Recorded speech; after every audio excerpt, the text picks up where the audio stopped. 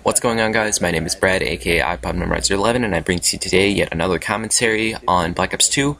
And today I'm going to be talking about Call of Duty Ghosts and the multiplayer reveal, and my thoughts on it. And I know I'm a bit late on it, but oh well, I don't really care on when I put out my commentaries. I just kind of do them whenever I have time. And right now I have time, so you'll be hearing my thoughts on Ghosts and if I'm going to be getting it in the future on launch date or whatever. So please bear with me. Gameplay you're seeing on the screen could be Black Ops 2 or it could be MW3. I think I said in the beginning that it's the Black Ops 2 commentary, but I'll just see where this commentary goes and how long it lasts for. So let's get into it. So if you didn't know, the multiplayer reveal was, I think a week ago. It's about a week old now. And obviously everybody's pumped for it, everyone's hyped for the launch date. But you have to remember, it's still August, and the Call of Duty Ghosts does not come out until November. So whatever things the guy said in the reveal and whatever you saw on the screen when the commentators and pro players were playing it, it's not going to be concrete. Stuff's going to be changed. Perks are going to be switched around a bit. Guns are going to be kind of nerfed or buffed a little bit as needed, and maps may change along with the things you could destroy on the maps. So obviously it's not going to be the same.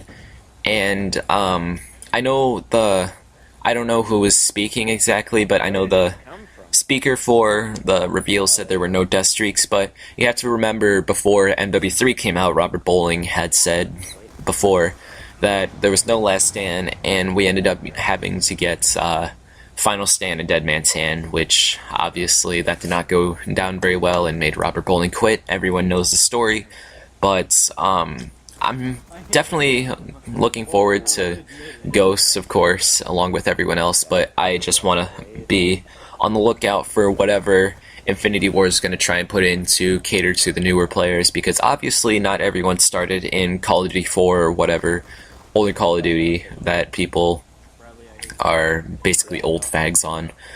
There will be newer players, there will be people that have just started out, these 12-year-olds telling their friends to buy this game and play together. So there will definitely be something to cater to newer players, but we just have to see what that thing is and see if it's a game-breaking weapon or perk or whatever. So we'll have to see. Also, speaking of perks, there is a couple perks that I'm a bit worried about. One is Deadeye, and correct me if I'm wrong, but it should be taking up about half of your selected perk slots. And if you didn't know what Deadeye is, it is it's basically a randomized stopping power perk. If you remember Hollow Points from MW3, I think this is the best comparison, but if you remember Hollow Points from MW3, it's Death Streak, and you die a certain amount of times, then you get extra damage on your bullets to kill the first guy you see. And Deadeye is kind of like that, but instead it's kind of like a perk / kill streak. So basically, if you go on a 5-kill streak, your bullet damage is increased, which seems like a pretty good big problem.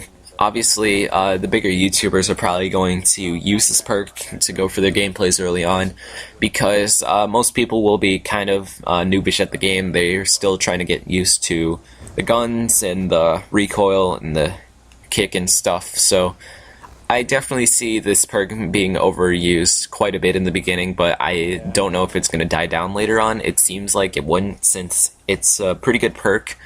But if you're going on like a 20-kill streak, your bullet, especially if you're using a marksman rifle or something, it's going to be one shot anywhere across the map or something like that. I don't know if it's sticks with you or if it's just kind of randomized stopping power. So on like the 3rd kill, you get I don't know, 10% damage extra, and then 4th kill you don't get any damage increase at all. But I think for Deadeye it should be kind of like a randomized gambling thing where you could either get damage increase, which could help you, or damage, what's the word, lower damage on your gun. Let's just go with that. But I know there's a gambler perk already. I think that is 1 point in the perk setup.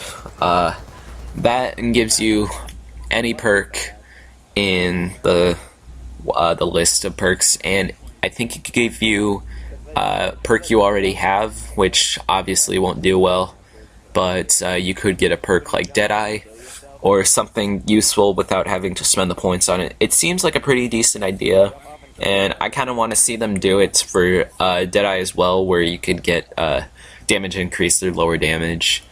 And obviously it's a complete gamble or whatnot, but I think it's a good balancing thing instead of just making it require more points to put on your class. I don't think that's going to be too much of a problem for most people because they've got probably arguably the strongest perk of the game as we know of right now.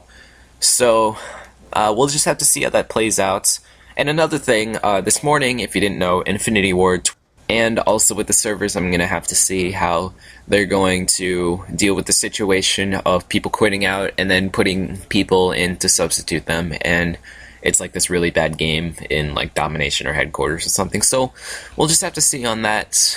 Only time can tell, and we're going to have to wait until launch. But overall, I'm somewhat excited for Ghosts, as always. They definitely got me hyped. But as for getting it on launch date, I'm not certain if I'm going to get it on the first day and start posting videos, unfortunately. Because with Infinity Ward, they have definitely had some problems in the past with patching overpowered setups and kind of addressing some problems in a very timely manner, like they did in MW3, ACR for example. That did not get patched for at all, actually. So I'm gonna have to see if they're going to be ready to deal with the glitches and overpowered setups and whatever complaints they're gonna have later on.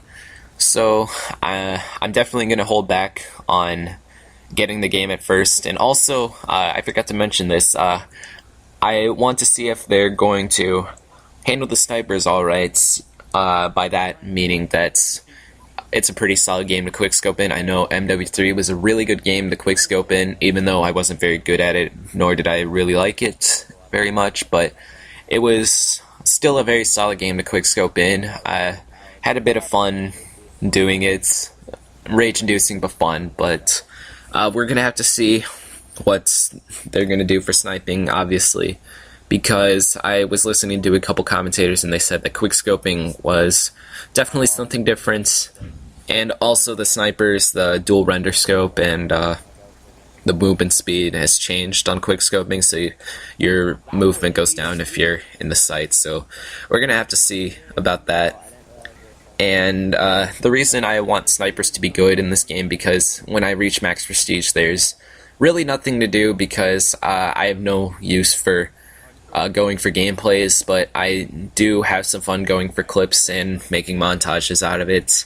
So we can only wait from here, obviously. So I think that's about it, guys. This is my thoughts on Call of Duty Ghosts. So I'm not getting it on release date. I should get it maybe a month later, seeing how the game plays out for everyone else that bought the game on launch date. So thanks for watching, hope you enjoyed it, and as always, be on the lookout for more commentaries, and yeah, so that's it, guys. See you guys later.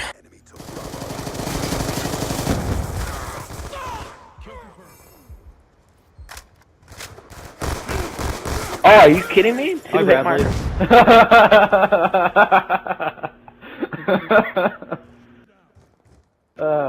This is good. Oh, our teammate is bad. Our teammate is bad. 8 You and know 36, it's that bad. was worth every second. You know it's bad when I went 53 and 17 using a silence.